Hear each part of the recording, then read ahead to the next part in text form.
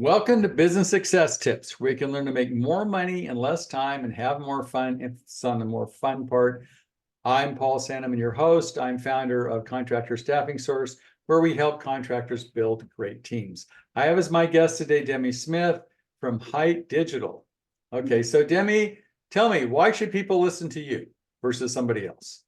It's a great question. So I have been in digital marketing now for going on 4 years. I've worked with primarily home service companies, so very, very big on lead generation, have a lot of knowledge with SEO, website building, and paid ad campaigns. HITE Digital as a whole, we actually started as a white label agency. So we used to be the team that other digital marketing agencies would hire to do their fulfillment work. And back in 2020, we formed our own agency. So now we operate all across the United States. Great. And how many people work in your team? Just curious. We have 120 full-time employees. Wow, that makes you really big. And you work for like 600 contractors, something, a lot of people, right? Yep. We have a little over 600 clients. And then, of course, things like websites or branding projects. So those things come and go. But for recurring clients and ongoing marketing, a little over 600. Cool. So that makes you one of the bigger in the industry. So a question always comes up for me. Let's start with some basics. How much should you spend on marketing? I hear anywhere from 2% to 15%, depends on the industry. Everybody's asking that question. Do you have a number or a way to come up with a number on what percentage of gross I should actually spend on my marketing budget? Definitely. So it depends on your business size, of course, but the general rule of thumb there is anywhere from 10 to 20% should be invested back into your marketing. Now, one of the things too that I get asked a lot is that digital? No, it's all forms of marketing, right? So you have to take into consideration if we have our trucks wrapped, if we have billboards, television ads, and of course we want to allocate some of that to having your online presence as well. Okay, now what should you, let's say you're going to spend 10% number. How much you should divide that between, I'm going to call building brand versus pay-per-click, or do you have a suggestion how they should split that? Yeah, so it definitely, again, it depends on the business, it depends on the size, but the biggest thing here is also the goal. So we work with a lot of contractors that really, really need leads, right? The whole plan of the marketing is to develop leads. So for that situation, a lot of the budget gets allocated towards Google. So whether that's organic on Google, whether that is on a pay-per-click campaign. Now, if we are looking to increase our brand presence and have a cohesive marketing plan to generate leads, that's whenever we start to have the conversation of things like Facebook or social media ad campaigns. Typically, the breakdown there is going to be anywhere from 60 to 75% should really be heavily focused on retargeting and getting those lead generation campaigns. But we also want to make sure we're allocating some of that budget for your brand as well. Okay, now, how do you, there's always a question, how do I tell I'm getting, what's the ROI? Everybody has it, right? How do I tell I'm going to put whatever, 10,000 a month into marketing? How do I know I'm getting my money's worth? How do you guys tell that?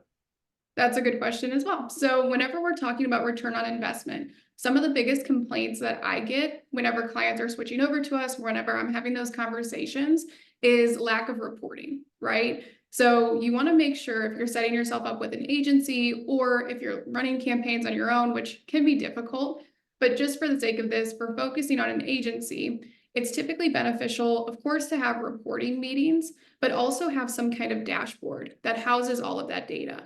So we can directly see what is coming from the pay-per-click campaigns, what is coming from an organic search. Now, it's a little difficult too, because there's a lot of different numbers that go into seeing a return on investment.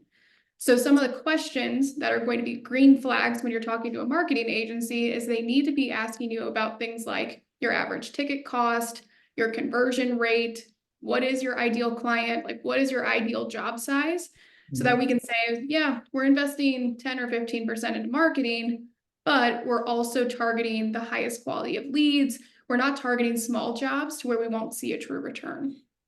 Now, how much do you fall through? Let's say that the sales funnel, there's a bunch of stuff that actually, I'm going to call marketing everything that makes the phone ring. And after the phone rings, everything, oh, that's sales. So how you just work with the marketing side, you work with the sales side. How does that work for you guys?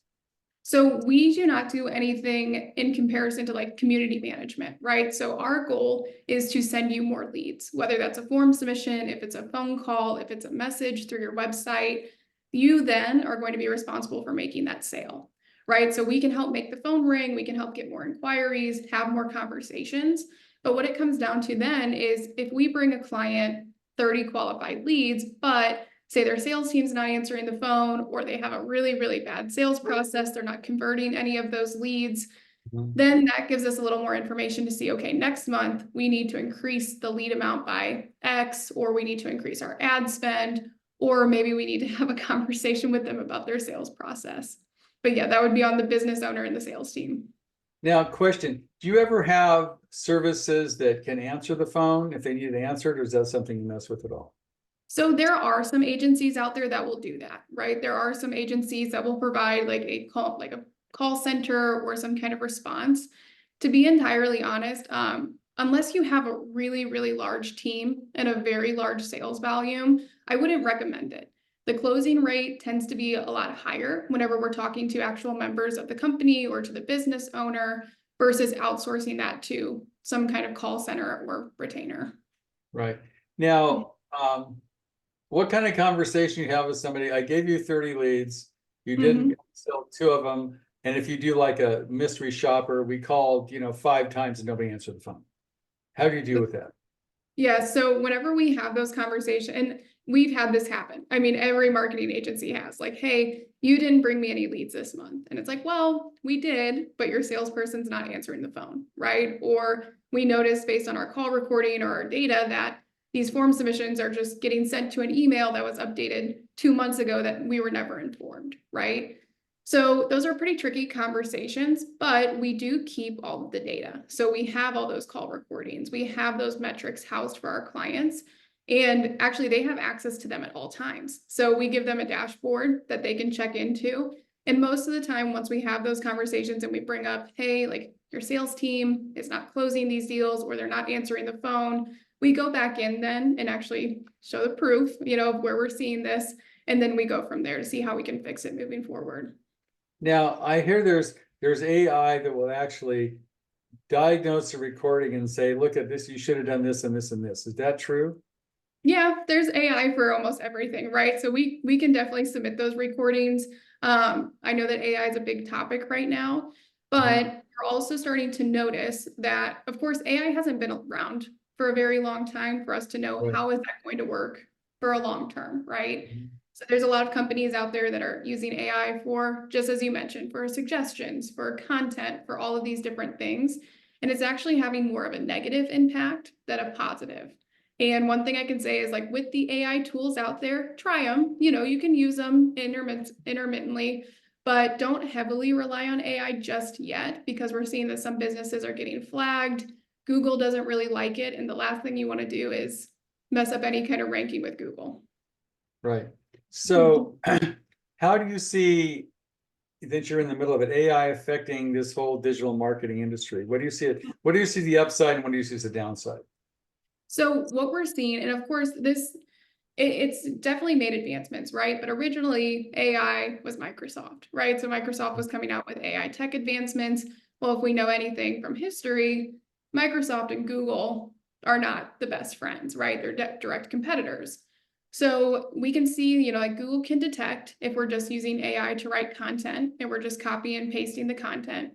So I would say the good mix between the two is if you want to develop a strategy for yourself, go into ChatGPT and say, hey, what is my content plan for the next 12 months? I want 4 blog posts each week.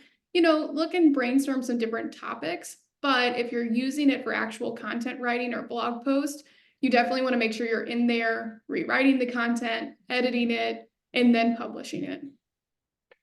Okay.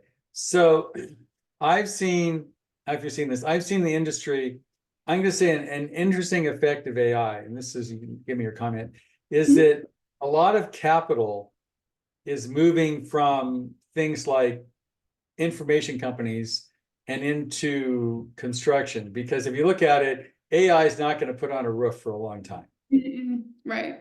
But it can replace your doctor, your attorney, maybe a lot of other people where it's disrupting industries, but it's not going to disrupt, this industry. But it is in a way, maybe you can make a comment. What I see happening is a lot of roll-ups. They're buying 10 roofing companies, they're going to buy a bunch of companies, because what's happening is they're saying, well, I got 50 million bucks or 20 million bucks. I'm going to go roll up a bunch of roofing companies or HVAC companies rather than, invest in a law firm or something like that.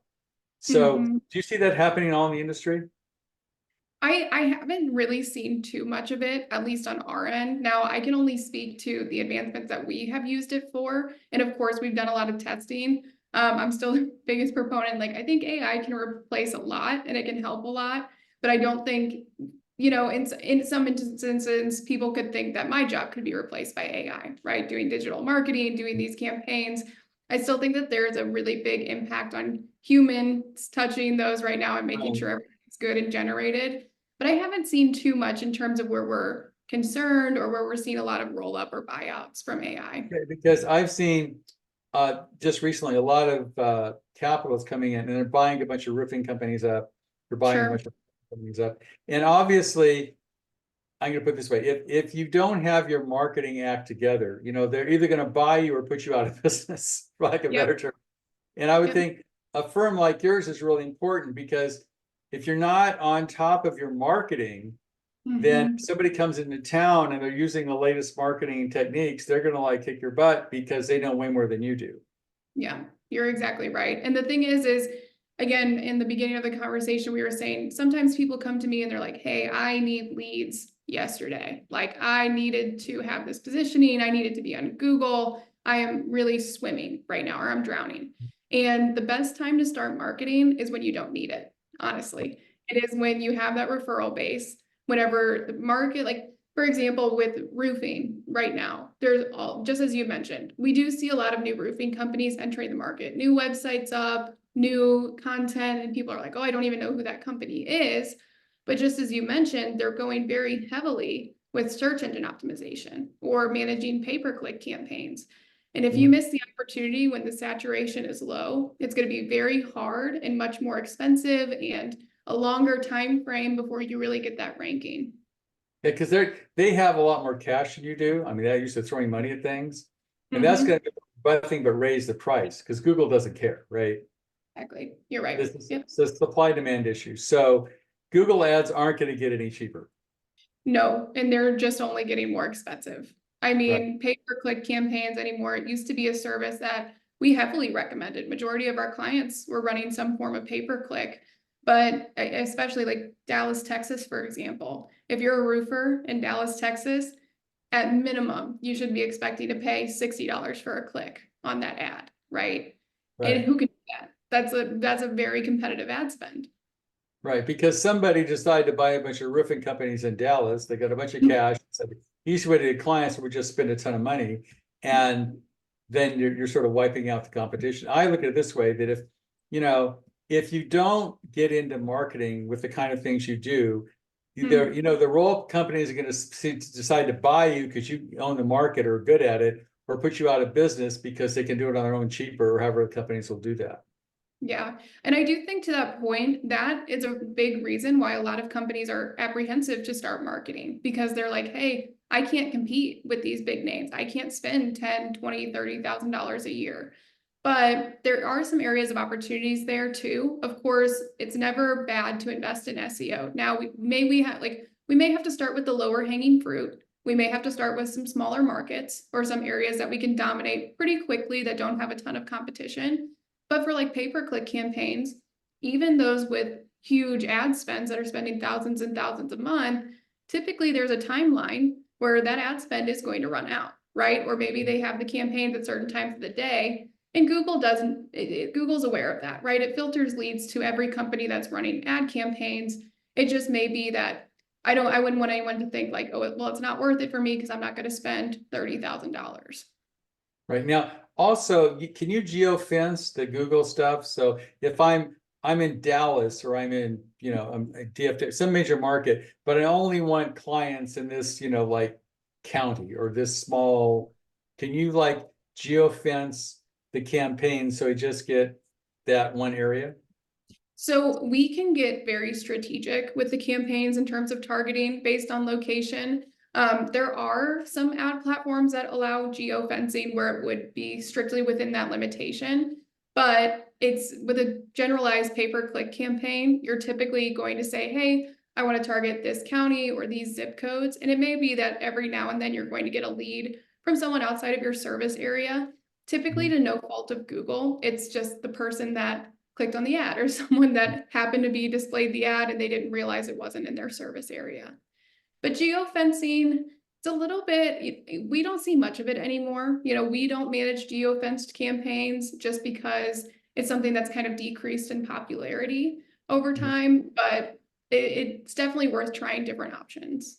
Okay, so give me some examples of maybe a contractor. I'm going to say maybe one remodeling contractor, one, roofing or, service contractor, where you've done what you've done and it's had produced a good ROI. Sure. So we actually, I'm based out of St. Louis, Missouri. So where I'm located in St. Louis, we actually have a roofing client right up the street from me. And last year, around October, we rebuilt their entire website. So we're like, hey, they're looking for a very effective marketing strategy. They want to make sure that they're top of the competition. And we built their website. We started from scratch, developed all the content, did a really thorough deep dive of St. Louis to see what are people searching for, what blog posts do we need, what FAQs do we need. So that was the baseline. We started with a new website. After that, we started managing search engine optimization for them and pay-per-click campaigns. I'd have to see exactly what their ad spend is set at. I believe it's anywhere from $3,000 to $5,000 a month because St. Louis is not as competitive with the cost per click as other areas. However, we've had their website live now for about 7 or 8 months, and consistently, I use their leads dashboard frequently. They're bringing in well over 200, close to 300 leads on a monthly basis. So Wow. the pay-per-clicks going great. Their SEO, it's still building up because the website's still relatively new. But the last time I checked, they had like 45 leads just from organic, and a lot of those were coming from pay-per-click as well. But so they're number one. they get 300 to 400. How many of those actually convert into roofing jobs? Yeah, so we can generally track that. Obviously, it's a preference to have our clients using a CRM. So I don't know if you talk to CRM companies, but that's going to help out a ton so that we can track the conversion rate. Use Now, HubSpot or Go High Level or something like that, right? Yep. HubSpot, High Level, Workies, and House Call Pro are two really popular ones too in contracting. But if they link the campaigns to their CRM, we can typically track to see how many of those were quoted, how many of those converted to actual sales, and what was the sales conversion rate. So for them, I mean, their closing rate is going to be anywhere from 10 to 20%, which is a typical business closing rate. But we can also see, like, of course, just because they're getting 280 leads on a monthly basis, it doesn't mean all of those leads are qualified. So we just need to see, again, how many of those leads were actually quotable, someone actively looking for their service, how many were spam, or how many were some that got confused. And what we do as a management, as part of our managing process, is we make sure we optimize those campaigns on a weekly basis so we can eliminate spam and increase the quality leads. Do you have any idea how much you've increased their sales? I do not. I would have to look back at their case study, but I can definitely send it over to you after this today so that you can use it. So if they get 2 to 3 leads a week, let's say, what's the average size job for them? Do you know? Yep. So their average clients anywhere from 10 to 15,000. So 10 to 15,000, even if they got, pick a number, 10 clients a week, that'd be huge, right? Oh, huge. Yeah. They're growing and scaling so much. I believe that they're bringing on like new business partners. They've increased their team. They've increased their trucks that they've had. So they're definitely growing at a great pace. And starting from scratch. So it shows that you don't have to be there for 20 years to make it work, right? Exactly. Yep. You're right. Cool. So do you have any advice for the smaller contractor? A big difficult thing, especially with home remodelers, not even service businesses, is biting off let's say they're doing 2 million. You mean I need to spend 200,000 on marketing? Like, freaks people out, right? Mm-hmm. So how do you deal with those objections? Just curious. You must get them occasionally, I'm sure. Yeah. We do. So I'll be honest, we are not a sales agency. So I am our only sales team member. I'm the only person that does sales on our team. We're very selective with the clients we work with because we do want to set that proper expectation. We want to say, hey, this is going to take a little time for us to get in here and dial everything in. We need to make sure that you're just as committed as we are. So we do get a lot of objections, but we use actual metrics to determine people's marketing spend. So for example, with pay-per-click, and this is really good too for like the contractors that are listening, if you're ever curious to know how much should you be spending on pay-per-click, you're going to use the keyword planner tool that Google gives us. We can type in our service area and the service that we want to rank for, and it's going to give us a cost per click. So again, the cost per click could be anywhere from $5, $10, depends on your market, but we want to look at how can we achieve a minimum of 10 clicks per day. So if you're at, if you're at 10 clicks per day at $10 a click, well, then we're looking at around a $3,000 ad spend, right, for that campaign. So yes, we get objections, but if I were to say to you, like, hey, based on your market, we need to be spending a minimum of $3,000 on ads. And you say, oh, well, I only want to do 1,000. We're not the agency to work with you. The last thing we want. If I spend 3,000, if I get, pick a number, if I can generate, 20,000 worth of business, it's way worth it, right? Of course, yeah. And the reason why we say, like we don't say higher ad spends to charge you more. That's not how it works. We say higher ad spends because we want to make sure if you're paying the money, you're giving it enough that Google's going to show your ad. If you're needing to spend 3,000, but you're spending 500, your ad's never going to be displayed, right? Right. And so how do you guys charge for what you do? So we have a few different package options. We do more of a holistic approach to marketing. So for example, if a client comes to me and they don't have a website, we do have a marketing package that includes a website build. And then after that website build, we would do, say, search engine optimization and local service ads or the Google guaranteed. So we have a package for that. We also have a package that encompasses everything. So a website, pay-per-click, Facebook ads, SEO. And then we also offer a la carte options. So maybe you've been working with a PPC agency for a long time, but they don't do SEO. We could also accommodate to that as well. So do you work with any small contractors or like $1 million to 10 million? Oh yeah. Actually, our ideal client typically falls in within anyone that's making $1 million in revenue or more a year. So Okay. we're not the cheapest agency, but we are pretty cost effective for the industry that we're in. So what would you charge a guy's doing, I pick it 2 million a year, he's a roofing contractor. What would what would your fees be for somebody like that? So the size of the business doesn't typically dictate how much we charge them. It's the services that they're purchasing. So just for leverage here, like most of our clients are spending anywhere from 3,000 to 4,000 with us on average on a monthly basis.